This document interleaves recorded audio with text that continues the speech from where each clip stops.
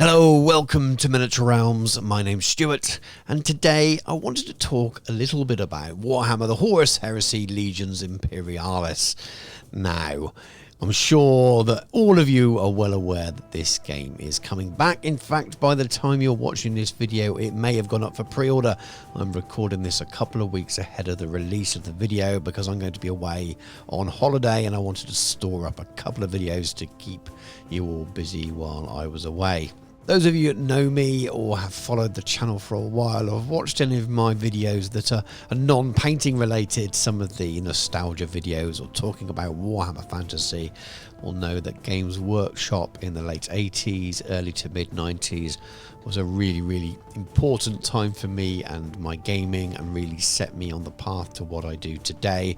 And Epic was a big part of that. Warhammer Fantasy was always king for me, but I played some Warhammer 40,000 as well, first and second edition, and at the same time I was pretty much playing everything with my best mate Danny, and we played Dark Future and the Judge Dredd roleplay game and Space Hulk and almost everything that Games Workshop had brought out around that time, or brought out a little bit before. And between us we had quite a large collection, much of it bought second hand, but looking back on it now, we had a real treasure trove of games to play. And while we spend a lot more time thinking about playing the games than actually doing it, as early teens tend to do, we had lots of fun. So as alluded to, Space Marine and the original Adeptus Titanicus formed part of that. I think Danny had Adeptus Titanicus and I think I bought Space Marine from him, but we obviously combined both games. We didn't play an awful lot, but we definitely enjoyed painting and planning and the few games that we did play. We went on to enjoy the second edition Space Marine and Titan Legions, but I did get out of gaming around the time that Epic 40,000 was released. I think I went to university the year before its release, and I missed quite a bit of gaming during that period while chasing after other things. So naturally, being a gamer that loves nostalgic things and really enjoyed the gaming of that time, the release of the new Epic is something that excites me. I did dive into Adeptus Titanicus a few years ago when it was released. I was a Heresy player at the time. I loved the era of 30k and gaming, which will become apparent with this release, and the game looked fantastic. And you know what? I did enjoy it initially. The game was just a little bit too data keepy for me. The games were quite slow, and I ended up selling off my collection as much as I liked the miniatures and the lore. The game wasn't bad, it just wasn't for me. I guess what I always wanted was Epic. I'm always a player that likes to have boots on the ground in my games. I don't mind some different things. The big stompy robots are cool, but for me what makes them cool is the context of regular troops fighting it out in the mud. So there was absolutely no way I was going to ignore this game on release. It's far too exciting for me, even though I hadn't really planned it into my hobby year. And I'm still, if I'm honest, more excited about the old world coming out whenever that happens. But I am going to have to get in and buy this on release. So what's this video going to be about? As you can see, I'm beavering away working on some old Epic models that I've had hanging around for a while that I'd always planned to do a short painting video on. So this video will cover that a little bit. I'll dip in and out of the painting, and what I'm doing with them here is doing a bit of a test, really, seeing how quickly I can paint up a formation that looks like the similar size formations that are going to be in the new game, to work out if I can squeeze it into my busy gaming schedule. But what I'm also going to do is just discuss the release a little bit, and I'm really interested to hear in the comments what you guys think. I know a lot of you are more middle-aged gamers like myself and have experienced this the first time round. And I think from that section of the community, it's been a fairly positive reaction to the release. A lot of people saying, well, that's it, I'm back in with this, I'm going to pick it up and give it a go, which doesn't always happen with Games Workshop releases, if we're honest. The Games Workshop are clearly putting a lot of effort into the release. They got a cool, swanky launch video like they tend to these days, and they've got a nice website which really caters, I think, for people that are well aware of what this game's going to be, but also maybe have seen it and have been away from the Games Workshop stroke Warhammer hobby for a while, and might want to know where the game's set and where the Xenos is. So it's got some nice tabs along the top which show you about your legions, talk to you a little bit about war in the 31st millennium and the setting of Horus Heresy. So if you played Epic in the old days, you'll only really know the 40k setting, and Horus Heresy was very much a few lines in the lore in the rule books. And the box contents are quite interesting as well. So we've got a nice big box coming with a big rule book. We've got whippy sticks back and all the templates and things that you need. I've also noticed some what looks like some order counters there, which really harks back to the original editions, which is cool. A nice mix of Marines with Terminators and assault troops and different weapon legionaries. And also, surprisingly, as far as I was concerned, some Solar Auxilia in the starter set. We've got dreadnoughts, like Contemptor dreadnoughts there, which are very familiar with the Heresy players, and some Ogrins for the Solar Auxilia as well. And there's a real nice smattering of Heresy tanks. And if you have been a player of the Age of Darkness era, full-scale stuff, all of these models will be recognisable instantly, and topped off with a couple of Warhound Titans at the end. So first off, what are my thoughts on the contents of the box? There's a lot in there, that always is with starter sets these days. Is it what I would choose to put in the box? No. Is that a criticism? No. It's purely based on what I would personally prefer. I like what they've done there. It looks like the way the game is set up with it, the way the sort of detachments or the groupings of troops will work, that you could play this as two sort of separate armies, or you could also play it as legions supported by Solar Auxilia. The Solar Auxilia fought on both sides in the Horus Heresy. I really like that they're giving you all that variety in the box, and I think it's there to really sort of excite you and drag you in and make you want to add to both forces, which is clever marketing. Would I have preferred just Marines? Probably, but again, that's from a selfish personal point of view. I've done Solar Auxilia as a Horus Heresy army. I absolutely love the models, but I'm looking for things that might be a little bit quicker to paint at the moment, and a couple of legionary forces in a box, or double the amount of Marines that I could make into two small starter forces, would have probably been my preference. But like I've said repeatedly, that's a personal thing. That's not really a criticism of the contents in any way. So will I buy this starter set? I think I will. A lot of it will depend on how much it is or what else is available at release. If it's just the starter set to start with, I will probably pick it up. If the rulebook's available separately at launch and there are Marine starter boxes, or a good chunk of Marines available in some kind of bundle, or it's reasonably priced to pick up a Marine detachment, I may be tempted just to pick up a Marine detachment, a box of tanks and the rulebook, depending on how the price works out, because, you know, as I've said, I'm not really interested in that Solar Auxilia element to start with. I'd probably want them in the end, but we shall see. I'll have to wait to see what's available and what the prices are before I make my final decision, but I will be picking something up. I love the idea of doing some painting tutorials on the channel and maybe covering all 18 legions. So that's another thing to consider as well, the way I plan things and plan for content on the channel. Would I be able to buy one of the sets of Marines, maybe a separate box, and would there be enough Marines in there for me to do 18 painting videos, so 18 different stands of miniatures, and how affordable would that be? So that's something else I've got in mind, because I'd love to do some content for it in that sense, and I'd also like a very small playable force for myself, maybe two if it's affordable.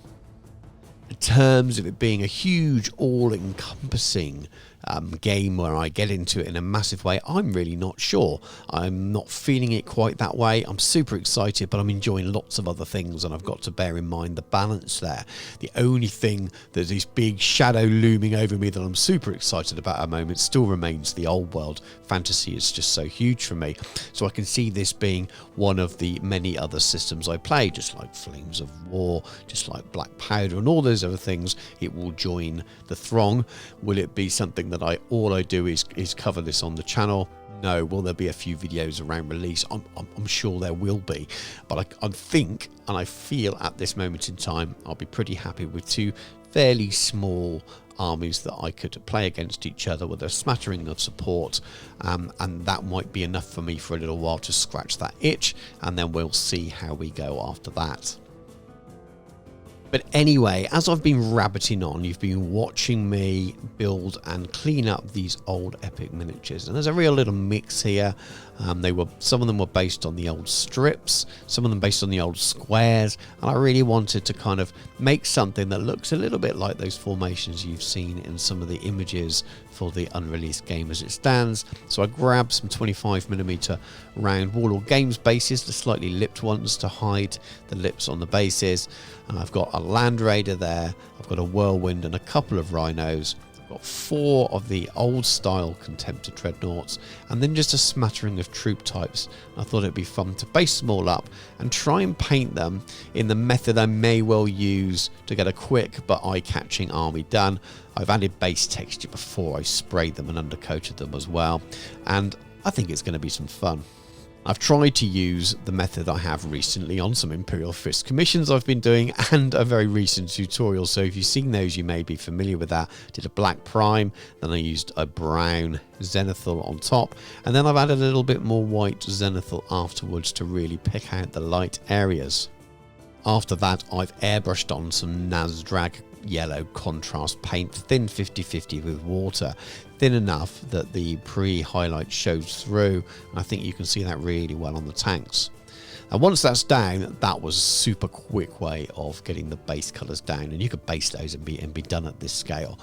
But what I've done afterwards is gone back and picked out a few details. I've used some grey sear to pick out the odd face that's bare on the Marines themselves.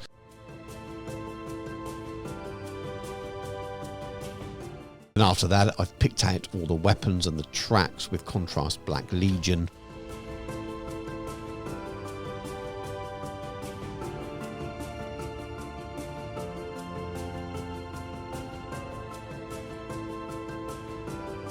Before dry brushing the whole model very, very lightly, because I don't want to get too much on the yellow, with Game Air Silver.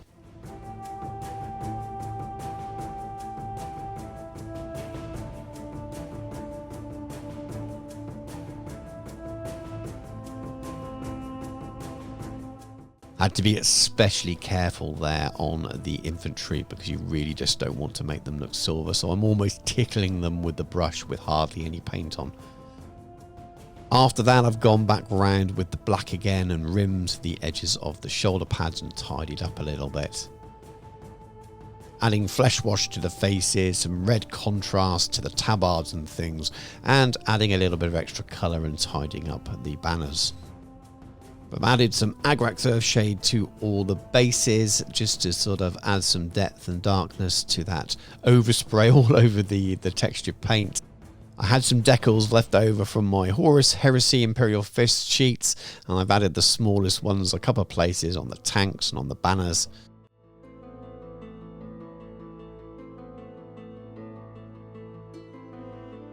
With some of the yellow looking a little bit dark on the smaller models, I've gone back over with Citadel Phalanx yellow and just added some highlights to brighten it up slightly. I've also added some subtle oil washes. Now I haven't glossed the miniatures here as I may do larger, so I'm being very, very careful just to add them in certain areas, but mainly to the tanks and the weapons and things on the Contemptors, leaving it off the infantry, and then finishing off with some sponge chipping on some Rhinox hide and some Game Air Silver. Once all that was fully dry, I finished the bases using pigments. I'm using some secret weapon miniature stuff here that I've had for ages now. It's discontinued, so I don't tend to use it very often, as it may run out, trying to save it for terrain. But as this little project is going to be just this, I won't be adding to this or using this when the game comes out, because the scale is all slightly off. I've decided to use them here and go for a sort of bright orangey Martian style basing effect. And then, as usual for me, I finished off the bases with a little black rim. And they're done. And I think they're pretty cool. They've come out really nicely. Hope you can see that from the pictures there. They're quite hard to photograph being this small. Now, these old miniatures obviously suffer from a lack of detail compared to those new ones. So I think with them being slightly larger scale and more detailed, this method here will work even more. And it was pretty quick, so I'm feeling pretty good about it.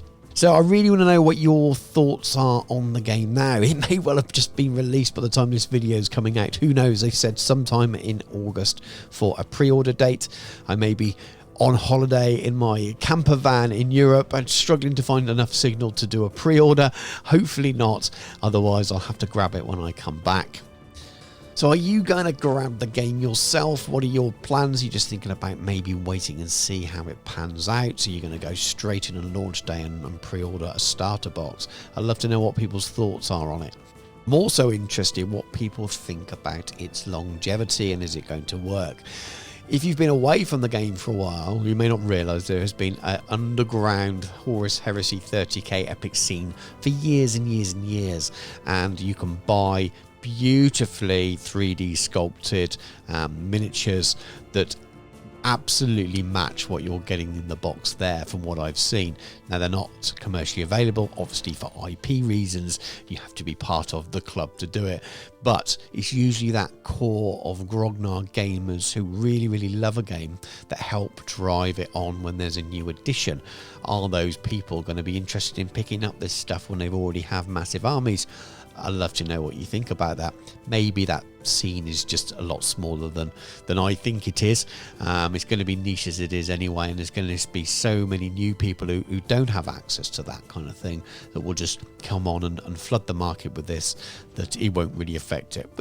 Which, if I think about it on reflection, that's probably going to be the case. But still, it's an interesting topic. I'd love to know what you think about that. Anyway, rambling over. Thanks for watching this strange rambly video with a little bit of painting chatter chucked in as well. I hope it's been enjoyable enough for you, and if you have enjoyed it, please do leave us a like. If you are new to the channel and you've come across this because it's flagged up while you're searching epic stuff at the moment, please do search out the other videos on the channel. I do lots of smaller scale painting, so you may well find it useful for your painting of epic if you're thinking about getting into it. But I do cover a lot of game systems with painting tutorials, so they're well worth checking out, and consider subscribing. But thank you very much for watching. Take care, and I'll catch you soon.